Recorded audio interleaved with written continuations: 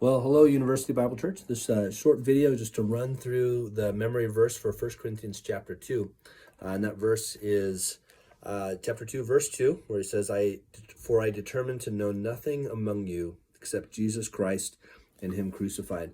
The reason that verse was selected is it represents well the tone really of the end of chapter 1 and end of chapter 2, where Paul is making the case that it's not human wisdom, it's not searching for signs or something like that, but it's the cross of Christ that is the most powerful communication from God, and it is what we are to focus on as we share the gospel with others. It's what our hope is ultimately built on, is the cross of Christ. And so just to highlight a few words there, notice that he says, I determined to know nothing among you except Jesus Christ. This emphasis on determined shows that when he went to them, it was a conscious decision to focus not on superior speech or human power, but on the cross of Christ.